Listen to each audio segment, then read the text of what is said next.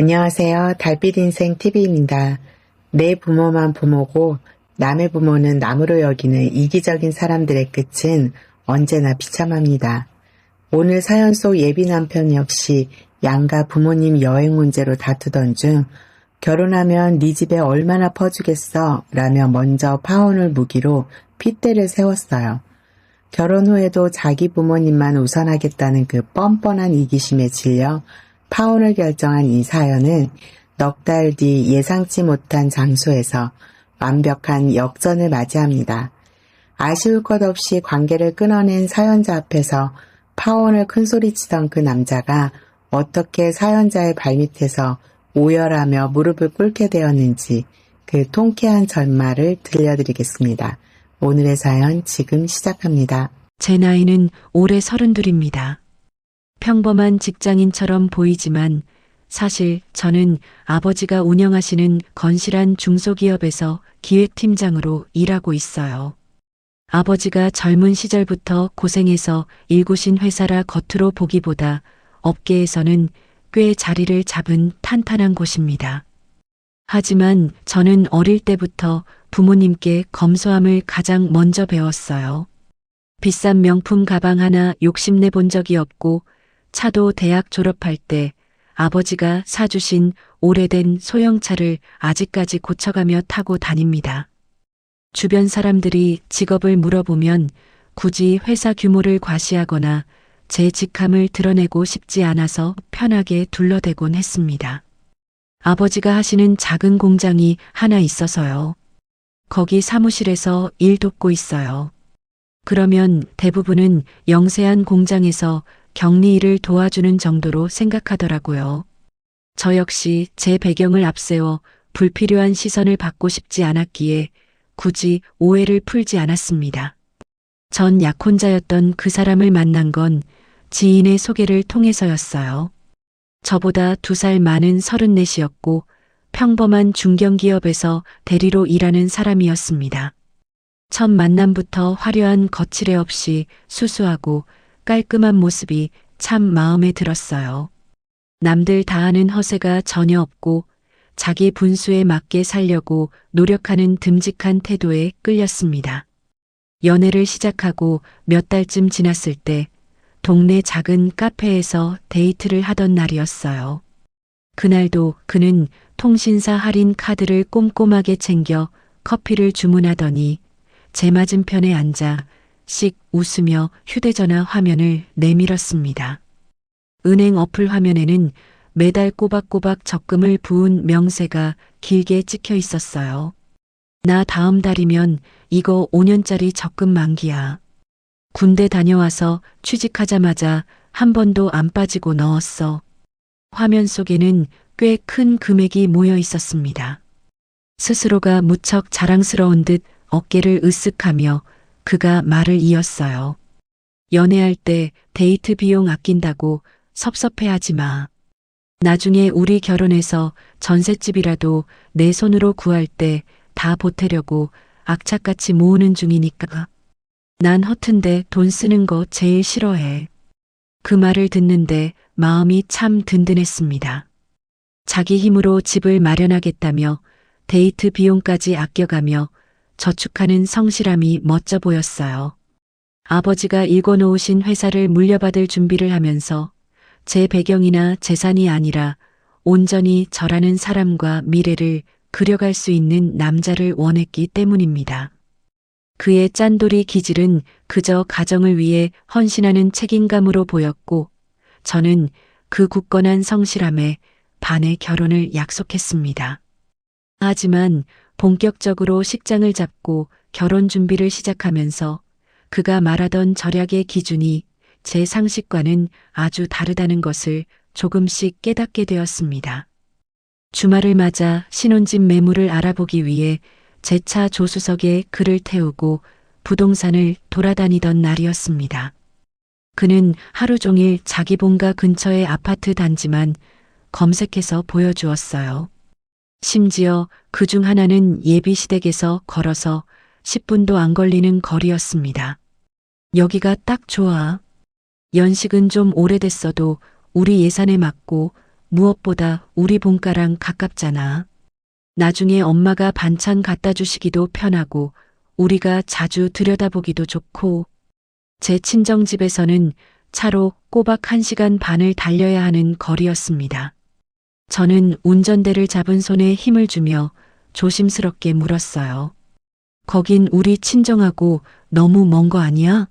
내 출퇴근 길도 그렇고 너무 한쪽으로 치우친 것 같은데 중간 지점으로 알아보면 안 될까? 그러자 그가 쯧하고 혀를 차며 당연하다는 듯 대답했습니다. 장인어른은 아직 공장 운영하시면서 현역으로 일하시고 장모님도 정정하시잖아. 우리 부모님은 연세도 있으시고 적적해 하시니까 우리가 가까이 살면서 챙겨드리는 게 맞아. 처가에는 명절이나 생신 때 한 번씩 찾아뵈면 되니까 멀어도 상관없어. 순간 가슴 한구석이 서늘해지는 기분이 들었어요. 제 부모님은 알아서 잘 사시니 신경 쓸 필요 없고 오직 자기 부모님만 보살핌이 필요하다는 식의 이중적인 태도가 너무 섭섭했습니다. 하지만 결혼이라는 큰 산을 넘기 위해 이 정도 양보는 제가 해야 한다고 생각하며 억지로 서운함을 삼켰습니다. 그의 이상한 기준이 명확한 행동으로 드러난 건 그로부터 몇 주 뒤 백화점에서 혼수 가전을 둘러보던 때였어요. 가전 매장을 둘러보고 나오던 길에 1층 자파 코너에 있는 스카프 매장 앞을 지나게 되었습니다. 마침 다음 주가 친정 엄마의 생신이라는 생각이 나더라고요. 화려하지 않으면서도 기품 있는 은은한 색상의 스카프가 눈에 들어왔습니다. 가격도 10만 원대 초반이라 제 돈으로 사서 선물하기에 크게 부담 없는 금액이었어요. 이거 예쁘네요. 포장해 주세요. 제가 매장 직원을 향해 지갑에서 제 명의의 신용카드를 꺼내는 순간이었습니다. 등 뒤에서 불쑥 나타난 그가 제 손목을 강하게 낚아채더니 카드를 확 뺏어갔습니다. 직원이 당황한 눈으로 저희 두 사람을 번갈아 보았고 저 역시 너무 놀라 얼굴이 붉어졌습니다. 그는 저를 매장 구석으로 끌고 가더니 목소리를 낮추며 쏘아붙였어요. 지금 뭐 하는 거야? 우리 한 푼이라도 아껴서 신혼집 자금 모아야 하는 거 잊었어? 무슨 백화점에서 이런 걸 사? 다음 주가 우리 엄마 생신이잖아. 비싼 명품도 아니고 내 월급으로 내 부모님 생신 선물 하나 사는 거야. 제 말에 그의 미간이 매섭게 찌푸려졌습니다.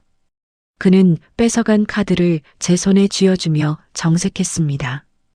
이제 우리 곧 결혼할 사이야. 내 돈이 어디 있어? 다 우리 공동 재산이야.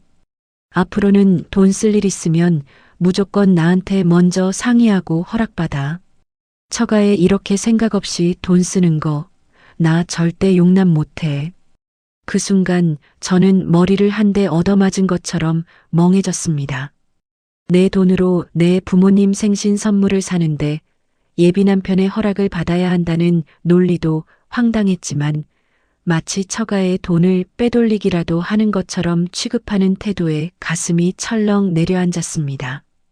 연애 시절 제가 굳게 믿었던 그의 검소함이 혹시 가정을 위한 것이 아니라 오직 자기 자신과 시댁만을 위한 통제 수단이었던 걸까? 처음으로 피어오른 불길한 의문은 제 가슴 속에 무거운 돌덩이처럼 자리 잡았습니다. 백화점 스카프 사건 이후 저는 며칠 동안 그 사람의 연락을 피하며 혼자 생각을 정리했습니다. 그는 다음날 결혼 준비 때문에 예민해져 순간적으로 과하게 행동했다며 사과했고 다시는 제 돈을 함부로 통제하지 않겠다고 말했습니다. 내 돈으로 내 부모님 선물을 사는 것조차 통제하려는 그의 태도가 무척 불쾌했습니다. 하지만 파혼이라는 단어를 입에 올리기에는 아직 제 마음속에 그를 향한 미련과 굳건한 믿음이 남아 있었습니다. 결혼 준비 과정에서 예민해진 탓일 것이라고 가정을 꾸리기 위해 너무 억척스럽게 아끼려다 보니 벌어진 실수일 것이라고 스스로를 위로하며 애써 상황을 넘겼습니다. 그 일이 있고 며칠 뒤 퇴근 후 회사 근처 식당에서 그를 만났습니다. 그날 저녁 메뉴는 삼겹살이었습니다. 평소 같으면 고기 1인분 추가하는 것도 아까워하며 계산기를 두드리던 그가 그날은 먼저 비싼 특수 부위까지 넉넉하게 주문하며 호기를 부렸습니다. 그날따라 그는 무언가 아주 큰 성과를 이룬 사람처럼 얼굴에 한박웃음을 띠고 있었습니다. 자리에 앉아 고기를 굽기 시작하자마자 그는 기다렸다는 듯이 휴대전화를 꺼내 제게 내밀었습니다. 나 오늘 아주 중요한 일 하나 해결했어. 그가 자랑스레 보여준 화면에는 유명 여행사의 프리미엄 동남아 패키지 여행 예약 내역이 떠 있었습니다. 우리 부모님 내년이면 칠순이시잖아. 두 분 평생 고생만 하셨는데 이번 기회에 좋은 곳으로 모시고 싶어서 동남아 효도관광 풀패키지로 예약했어. 화면에 적힌 결제 금액을 본 저는 순간 숨이 턱 막혔습니다. 둘이 가기에 꽤 부담스러운 큰 액수였습니다. 비용이 꽤 큰데 이거 어떻게 결제한 거야? 제가 조심스레 묻자 그는 너무나도 당연하다는 표정으로 대답했습니다. 아, 그거. 우리가 결혼 자금 모으려고 같이 붓고 있는 공동 통장에서 먼저 뺐어. 어차피 칠순 잔치 크게 안 하시고 여행으로 대신하는 거니까 이 정도는 해야지. 자식된 도리로 당연한 거 아니야? 그의 당당한 태도에 저는 할 말을 잃었습니다. 제 스카프 결제를 막으며 백화점 한복판에서 제게 망신을 주었던 그의 매서운 얼굴이 떠올랐습니다. 그때는 절약이라는 명분이라도 있었지만 상해 한마디 없이 공동 통장에 수백만 원을 자기 부모님 여행 경비로 결제해버린 지금의 상황은 그 어떤 명분으로도 이해할 수 없었습니다. 그가 말한 공동 관리라는 것은 결국 제 돈의 통제권까지 모두 그가 쥐겠다는 뜻에 불과했습니다. 당장이라도 따져 묻고 싶었습니다. 왜 당신 부모님께 쓰는 돈은 위대한 효도이고 내 부모님께 쓰는 돈은 사치이며 낭비냐고 묻고 싶었습니다. 하지만 칠순이라는 명분 앞에서 제가 화를 내면 그저 시부모를 모시기 싫어하는 옹졸한 예비 며느리로 몰릴 것 같아 입술만 꽉 깨물었습니다. 그래, 칠순이시니까 여행 보내드리는 게 맞지. 저는 애써 표정을 관리하며 억지로 고개를 끄덕였습니다. 그는 제 속도 모르고 효도를 다한 훌륭한 아들처럼 어깨를 으쓱거렸습니다. 그 주 주말 저는 오랜만에 친정집에 들렀습니다. 아버지는 주말인데도 공장에 나가 밀린 업무를 보고 늦게 돌아오시는 길이었습니다. 기름때가 묻은 작업복을 입고 현관에 들어서시는 아버지의 굽은 등과 부엌에서 정성스레 저녁을 준비하시는 어머니의 주름진 손을 보는 순간 가슴이 뭉클해졌습니다. 당신들을 치장하는 데는 돈만 원도 아까워하시면서 외동딸인 제 앞길에는 무엇이든 든든하게 채워주려 하시는 분들이었습니다. 시부모님은 좋은 곳으로 효도 관광을 가시는데 정작 저를 이렇게 번듯하게 키워주신 내 부모님은 아직도 맘 편히 쉬지 못하신다는 생각에 죄송한 마음이 밀려왔습니다.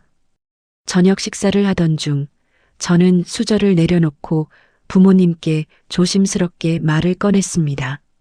아빠, 엄마, 두 분 이번 달에 시간 좀 내세요. 저 시집 가기 전에 두 분 푹 쉬시라고 온천 여행 하나 보내드릴게요. 제가 다 알아서 예약할 테니까 다녀오세요. 제 말이 끝나기가 무섭게 아버지는 손사래를 치셨습니다. 무슨 엉뚱한 소리야. 너 시집 가려면 혼수 하나라도 더 좋은 거 해가고 살림살이 넉넉하게 챙겨가야지. 우리는 여행 안 가도 되니까 그 돈 꼭 쥐고 있다가 내 결혼 자금에 보태 써라. 어머니 역시 냉장고에서 제가 좋아하는 과일을 꺼내 챙겨주시며 제 어깨를 다독이셨습니다. 그래, 우리 딸. 내가 엄마 아빠 생각해서 마음 써주는 것만으로도 우리는 충분해. 우리 가족 여행은 나중에 손주 생기면 다 같이 가자. 돈 쓸 데가 한두 군데가 아닐 텐데 헛돈 쓰지 마. 딸이 시집가서 돈 때문에 기죽지 않기를 바라는 부모님의 깊은 내리사랑에 저는 눈시울이 붉어졌습니다. 말로만 끝낼 것이 아니라 제가 직접 예약해서 부모님을 반드시 보내드려야겠다고 마음먹었습니다. 그날 밤 집에 돌아온 저는 부모님께 다시 전화를 걸어 아버지의 회사 일정과 두 분의 여권 유효 기간을 확인한 뒤 제 개인 비상금 통장을 털어 부모님이 평소 가보고 싶어 하셨던 조용한 일본의 온천 료칸을 예약했습니다. 며칠 뒤 퇴근 후 시내의 한 호프집에서 그를 다시 만났습니다. 호프집은 퇴근한 직장인들로 시끌벅적했습니다. 시원한 맥주를 한 모금 마시며 저는 뿌듯한 마음으로 부모님 여행 예약 사실을 털어놓았습니다. 나 어제 우리 부모님 일본 온천 여행 예약해드렸어. 아빠가 한사코 거절하시면서 내 결혼 자금에 보태라고 하시는데 그 말씀 들으니까 마음이 너무 아프더라고. 그래서 내 비상금 통장에 있던 돈으로 싹 결제해버렸어. 부모님이 무척 기뻐하실 거야. 그 순간이었습니다. 기본 안주를 집어 먹으려던 그의 손이 허공에서 딱 멈췄습니다. 얼굴에 머물러 있던 여유로운 미소는 순식간에 사라지고 눈빛이 얼음장처럼 차갑게 굳어버렸습니다. 뭐, 여행? 지금 제정신이야? 그의 목소리가 너무 날카롭고 커서 옆 테이블에 앉아있던 사람들까지 깜짝 놀라 저희 쪽을 돌아볼 정도였습니다. 갑자기 왜 소리를 질러? 내 비상금으로 내 부모님 여행 보내드린다는데 그게 왜? 저는 황당함에 되물었습니다. 그러자 그는 탁자를 거칠게 툭 치며 억눌린 목소리로 따지기 시작했습니다. 결혼 준비하느라 돈이 물쓰듯 나가는 마당에 지금 처가에 비싼 여행을 보내? 그것도 나랑 상의 한마디 없이 내 마음대로? 그의 적반하장식 태도에 저도 참았던 화가 치밀어 올랐습니다. 오빠도 상의 없이 우리 공동 통장에서 시부모님 여행비 마음대로 결제했잖아. 오빠는 우리 둘이 모은 공금으로 썼지만 난 순전히 내 개인 돈으로 한 건데 오빠가 이렇게 화를 낼 이유가 없어. 제 정당한 반박에 그는 콧방귀를 뀌며 기막힌 억지 논리를 들이밀었습니다. 그거랑 이거랑 같아? 장인 장모님 모시고 여행 가는 건 나중에 우리가 자리 잡고 나서 해도 충분해.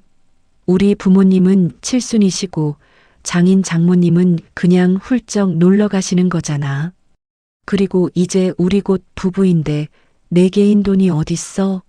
다 우리 돈이고 같이 갚아야 할 대출금이지. 넌 왜 내 생각만 해? 숨이 턱 막혔습니다. 그의 머릿속에는 오직 자기 부모님만 진짜 가족이었습니다. 자기 부모님께 우리 공동의 큰 돈을 쓰는 건 마땅하고 성스러운 효도였고 제가 순수한 제 개인 돈으로 제 부모님께 쓰는 돈은 처가에 쓸데없이 퍼주는 짓으로 취급하고 있었습니다. 철저하게 이기적인 내로남불의 민낯이 완벽하게 드러나는 순간이었습니다. 도대체 이 사람에게 가족의 범위는 어디까지인지 서늘한 의심이 돌이킬 수 없는 확신으로 굳어가기 시작했습니다. 호프집에서의 다툼은 그날 하루로 끝나지 않았습니다. 며칠 뒤 신혼집에 놓을 소가구를 보기 위해 가구 거리에서 만났을 때도 그의 불만은 계속 이어졌습니다. 거리를 걷는 내내 그는 입이 대빠른 나와서 제게 짜증 섞인 훈계를 늘어놓았습니다. 너 진짜 내 말 안 들을 거야? 내가 언제 쓰지 말라 그랬어? 나중에 자리 잡고 보내드려도 되는데 왜 하필 지금 이렇게 무리를 하냐고. 솔직히 말해서 결혼 앞두고 처가에 그렇게 큰 돈 쓰는 거 진짜 낭비라니까. 그의 입에서 또다시 낭비라는 단어가 나오자 저는 걸음을 멈춰 섰습니다. 낭비라니? 나 키워주신 내 부모님한테 내 비상금으로 여행 보내드리는 게 왜 낭비야? 그럼 오빠 부모님 동남아 여행은?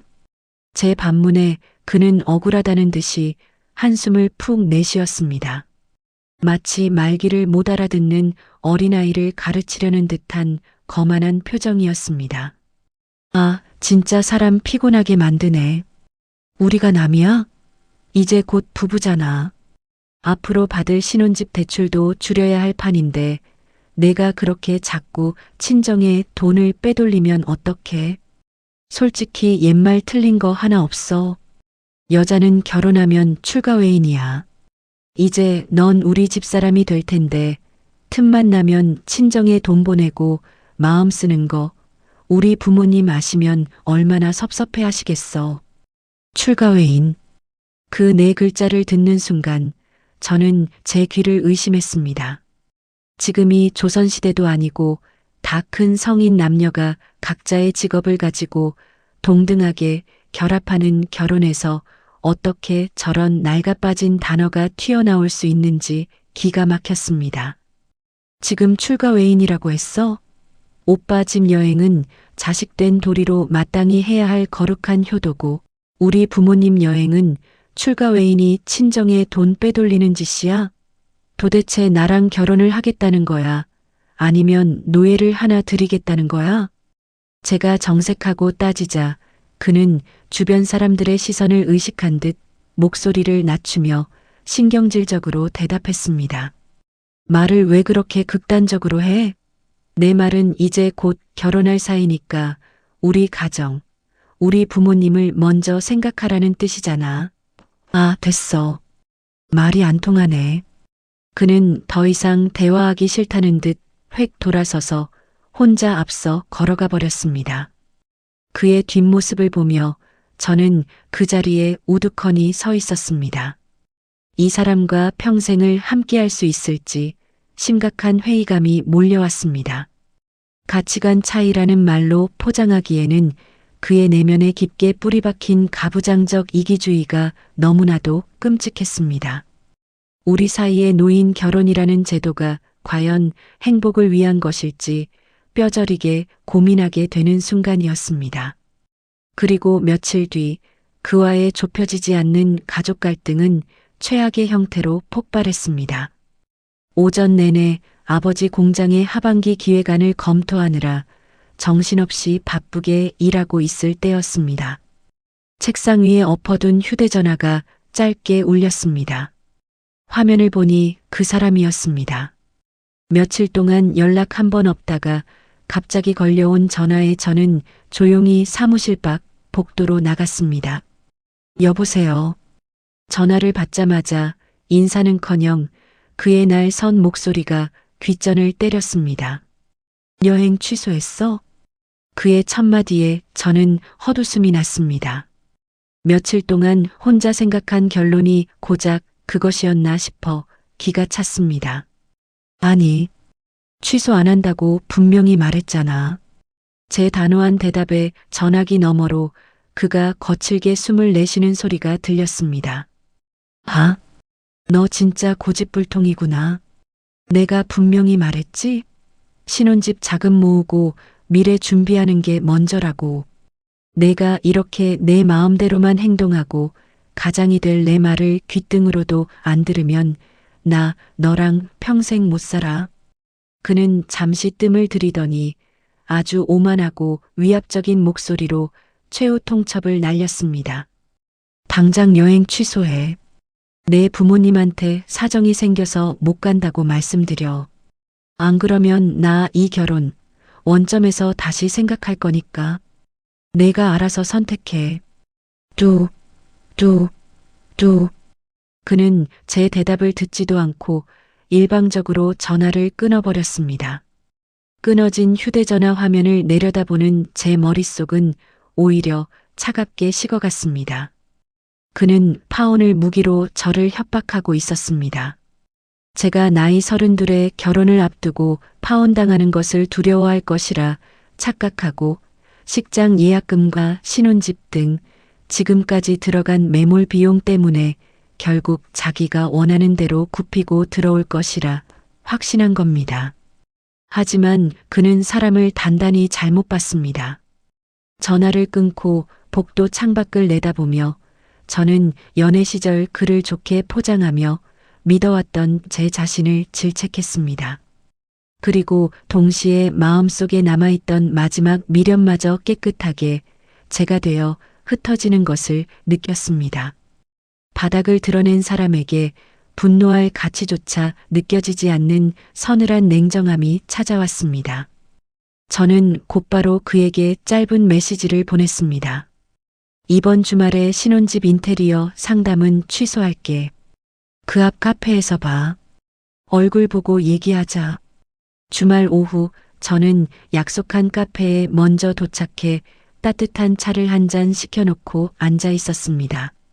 복잡했던 마음은 이미 거짓말처럼 평온해져 있었습니다. 잠시 후 카페 문이 열리고 그가 들어왔습니다. 그는 저를 발견하고 성큼성큼 다가와 맞은편 의자를 빼고 앉았습니다. 음료를 시킬 생각도 하지 않은 채 그는 팔짱을 떡하니 끼고 저를 내려다보았습니다. 마치 잘못을 저지른 부하 직원을 혼내는 오만한 상사의 얼굴이었습니다.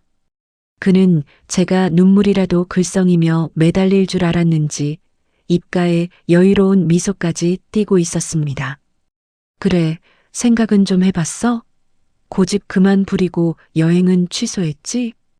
그의 뻔뻔한 질문에 저는 찻잔을 조용히 내려놓으며 그의 눈을 똑바로 쳐다보고 대답했습니다. 아니, 취소 안 했고 앞으로도 할 생각 없어. 제 차분하고 흔들림 없는 대답에 그의 입가에 걸려있던 미소가 순식간에 비틀어졌습니다. 여유롭던 그의 얼굴이 당황과 분노로 붉게 달아오르기 시작했습니다. 이기적인 민낯이 완전히 폭발하기 직전의 순간이었습니다. 그는 제가 파혼이라는 단어에 겁을 먹고 굽히고 들어올 것이라 굳게 믿고 있었나 봅니다. 약속한 카페에 마주 앉은 제 입에서 단호한 거절의 대답이 나오자 그의 여유롭던 표정은 순식간에 일그러졌습니다. 그는 주변에 다른 손님들이 있다는 사실조차 잊은 듯 테이블을 주먹으로 쾅 하고 내리쳤습니다. 너 지금 나랑 장난해? 예비시댁이 우스워? 내가 분명히 경고했지. 가장 말 무시하고 내 멋대로 돈 쓸 거면 다 끝이라고. 그의 고함에 주변 사람들의 시선이 일제히 저희 쪽으로 쏠렸습니다.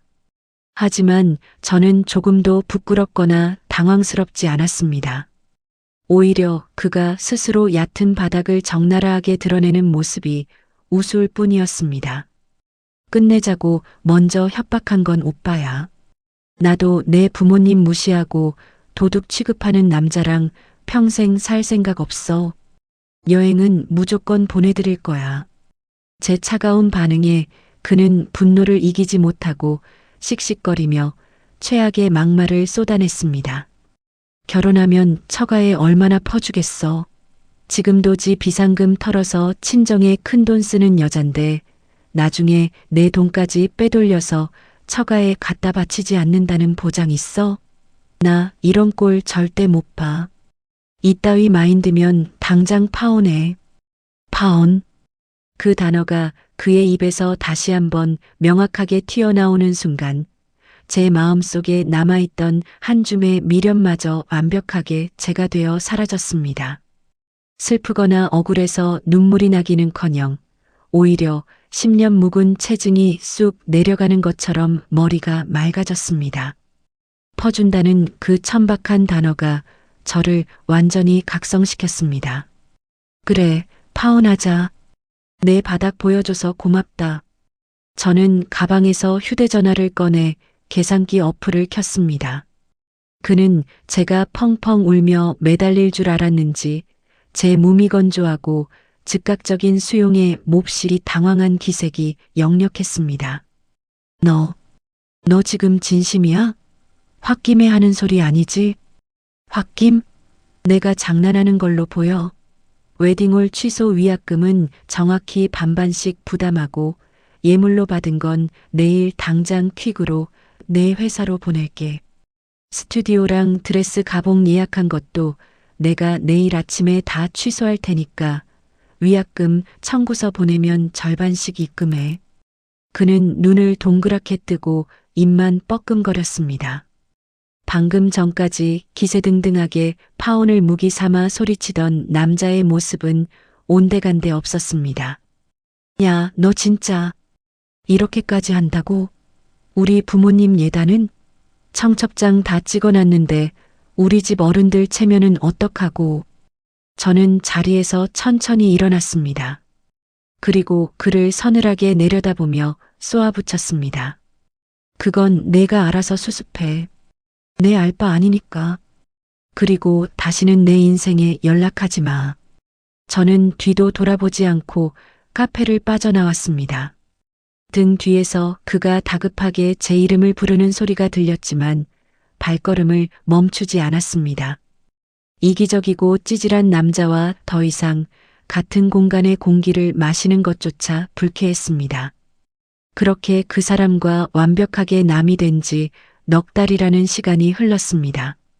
파혼 직후에는 부모님께 상황을 설명하고 위약금을 정산하느라 정신이 없었지만 부모님은 제 결정을 묵묵히 존중하고 지지해 주셨습니다. 공동통장은 각자의 입금 내역을 기준으로 정산했고 그가 상의 없이 결제한 예비 시부모님 여행비는 전부 그 사람 몫에서 처리했습니다. 제 부모님도 예정대로 일본 온천 여행을 다녀오셨고 오랜만에 환하게 웃으시는 두 분의 사진을 받아볼 수 있었습니다. 썩은 동아줄을 일찍 끊어낸 덕분에 저는 금방 평온한 일상으로 돌아올 수 있었습니다. 금전적인 손해도 제게는 큰 문제가 되지 않았습니다. 계절이 바뀌고 저희 회사에도 하반기 경력직 채용 시즌이 찾아왔습니다. 기획팀장인 저는 실무 책임자로서 최종 임원 면접에 당연히 배석해야 했습니다. 면접 당일 아침 저는 제자리에 앉아 인사팀에서 올려보낸 최종 면접자 명단과 이력서를 검토하고 있었습니다. 저희 회사는 업계에서 연봉도 높고 복지가 탄탄해 이번 채용에도 실력 있는 사람들이 많이 지원했습니다. 한 장씩 서류를 넘기며 경력 사항을 확인하던 제 손이 어느 순간 허공에서 딱 멈췄습니다. 서류에 붙어 있는 증명사진, 그리고 그 옆에 적힌 익숙한 이름 세 글자. 분명 전 약혼자였던 그 남자였습니다. 그 남자가 제가 기획팀장으로 있고 제 아버지가 대표로 계시는 회사에 경력직으로 지원을 한 것입니다. 저는 곧바로 아버지와 인사 담당 임원에게 그와의 과거 관계를 알렸고 제 점수는 평가에서 제외하며 질문도 다른 면접관이 맡기로 했습니다. 처음에는 동명이인인가 싶어 눈을 비비고 다시 확인했습니다. 하지만 생년월일부터 이전 직장 경력까지 모든 것이 일치했습니다.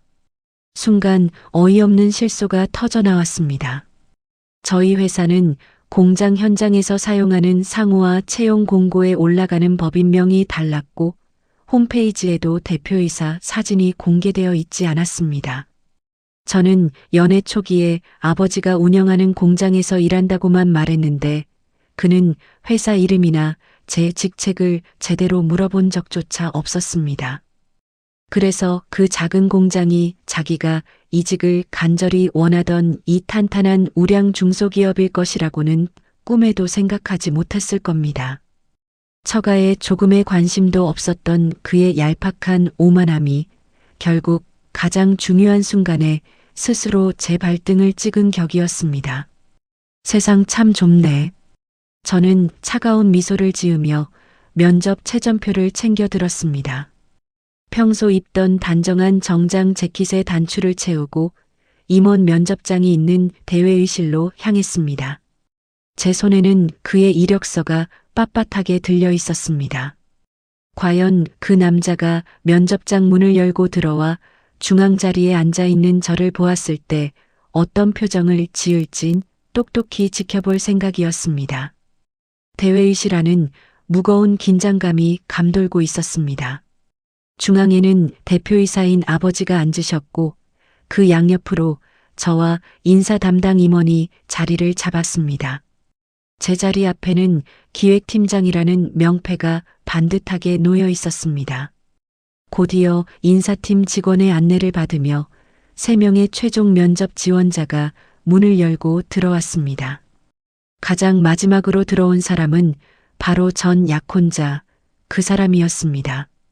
그는 긴장한 듯 마른 침을 삼키면서도 간절히 원하던 우량 기업의 최종 면접에 올라왔다는 사실에 상기된 표정이었습니다.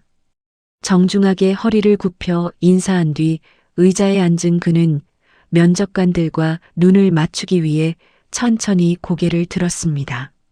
아버지를 향해 억지 미소를 지어 보이던 그의 시선이 조금 옆으로 이동해 저에게 닿는 순간이었습니다. 그의 얼굴에서 거짓말처럼 핏기가 싹 가셨습니다. 눈을 크게 뜬 채 제 얼굴과 책상 위의 명패를 번갈아 보는 그의 동공이 미친 듯이 흔들리기 시작했습니다. 놀라움, 당혹감, 그리고 끔찍한 절망감이 그의 굳은 얼굴 위로 빠르게 스쳐 지나갔습니다. 저는 처음 보는 사람을 대하듯 완벽하게 차갑고 사무적인 태도를 유지했습니다. 사전에 정한 대로 저는 질문하지 않았고 인사 담당 임원이 그의 이력서를 들여다보며 첫 질문을 던졌습니다. 이전 직장에서 진행하셨던 비용 절감 프로젝트에 대해 기재하셨네요. 구체적으로 어떤 기준으로 예산을 삭감하셨고 그 과정에서 이해관계자들과의 갈등은 어떻게 조율하셨습니까? 인사 담당 임원의 질문이 이어졌지만 그는 제 얼굴과 책상 위 명패를 번갈아 보느라 사색이 되어 입술만 달달 떨었습니다. 그것은 그러니까 머릿속이 하얗게 변해버린 그는 아무런 대답도 하지 못하고 말을 더듬었습니다. 당당하게 파혼을 외치며 저를 길들이려던 오만한 남자의 모습은 그 어디에도 없었습니다. 자신이 그토록 무시하고 퍼준다며 막말을 퍼부었던 전 약혼자가 지원부서의 기획팀장으로 앉아있다는 사실에 그는 완전히 압도당해 있었습니다. 다른 지원자들이 유창하게 대답하는 동안 그는 이력서에 적은 업무 성과와 갈등 조율 과정조차 구체적으로 설명하지 못한 채 식은땀만 흘리며 면접을 완전히 망쳐버렸습니다. 면접이 모두 끝나고 대회의실을 빠져나와 제 사무실로 돌아가려던 참이었습니다. 1층 로비 구석에서 서성이던 그가 저를 발견하고는 다급하게 뛰어왔습니다. 잠깐만 이야기 좀 해. 제발. 저는 혹시 모를 일을 대비해 문을 열어둔 채 인사팀 직원이 바로 밖에 있는 1층 상담실로 들어갔습니다. 자리에 앉기도 전에 그는 다리에 힘이 풀린 듯 털썩 무릎을 꿇었습니다. 그리고는 두 손을 싹싹 비비며 오열하기 시작했습니다. 내가 미쳤었어. 내가 진짜 돌았었나 봐. 한 번만, 딱 한 번만 기회를 줘. 회사도 우리 결혼도 처음부터 다시 생각하자. 나 진짜 이 회사 꼭 들어오고 싶었어. 장인어른. 아니, 대표님께 제발 잘 좀 말씀드려줘. 내가 앞으로 평생 너한테, 아니, 처가에 엎드려 살게. 응? 눈물 콧물을 쏟으며 구걸하는 그의 모습은 처절할 정도로 비참하고 찌질했습니다. 저는 구석에 처박힌 헌신짝처럼 버려진 그 알량한 자존심을 서늘하게 내려다보았습니다. 그리고 조용하지만 뼈가 시리도록 차가운 목소리로 팩트를 꽂았습니다. 파혼하자고 큰 소리칠 땐 언제고 이제 와서 왜 비십니까? 그리고 남의 집에 퍼주는 여자랑 어떻게 결혼하시려고요? 그는 흠칫 놀라며 제 바짓가랑이를 붙잡으려 했지만 저는 한 걸음 뒤로 물러서며 단호하게 선을 그었습니다. 아, 그리고 미리 말씀드리는데요. 채용 결과는 회사 절차와 면접 점수대로 결정됩니다. 방금 저한테 대표님께 잘 말해달라고 청탁하신 내용도 인사팀에 그대로 전달할 겁니다. 남의 가족을 무시하다가 필요할 때만 처가를 찾는 사람과 다시 엮일 생각도 없습니다.